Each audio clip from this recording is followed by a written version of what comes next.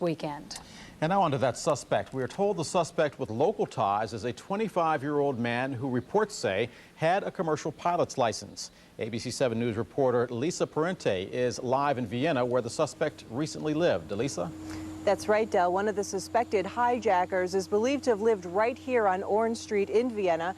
He was 25-year-old Waleed al-Shahiri. He paid about $350 a month to stay in one of the bedrooms here, starting in January of '99. Now, you might think that some of the neighbors would be shocked to find out that a suspected terrorist lived right down the street from them, but at least one woman we spoke with was not surprised at all. Diane Albritton was so concerned about what was happening inside the home at 502 Orange Street, she called the CIA. Why was she suspicious? The odd coming and going, the different rental cars, the odd-looking people that came and went. At that time, she says, the agency was not interested. I put the pieces together by last night from what my husband had told me and the couple phone calls that we had. And I was angry. I was angry because these people are right under our noses.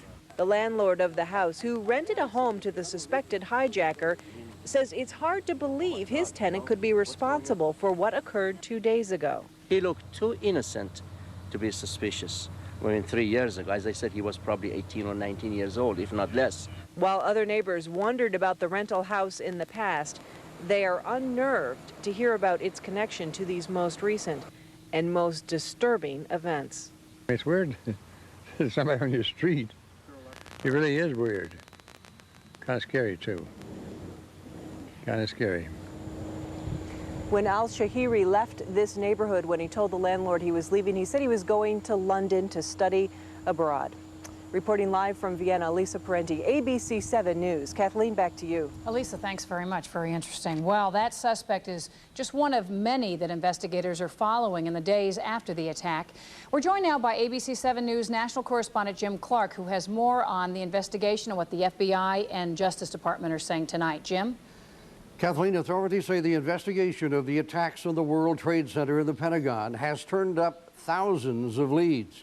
They have identified the hijackers, the suicide bombers, or most of them, and they have determined they were members of several terrorist cells with links to Osama bin Laden.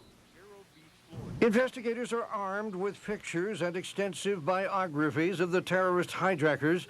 They know several were trained as pilots in Florida and have even linked each terrorist to one of the 4 jetliners they crashed.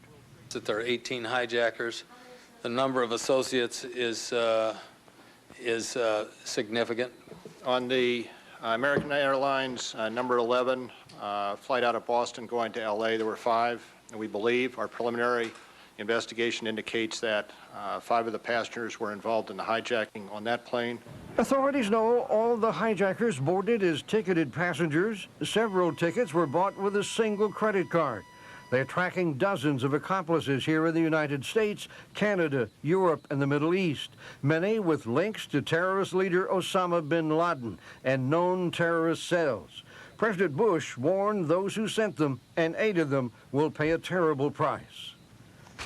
I'm a loving guy, and I'm also someone, however, who's got a job to do, and I intend to do it.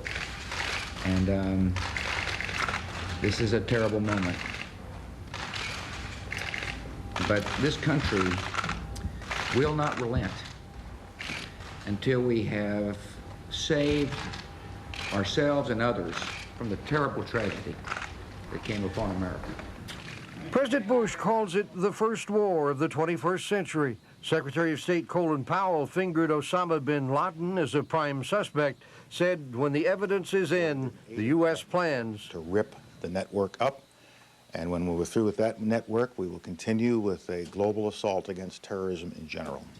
Officials and experts say it won't be easy. One problem won't go away soon. We're dealing here with religious fanaticism, and in that set of beliefs, these attackers believe that they have the approval of God.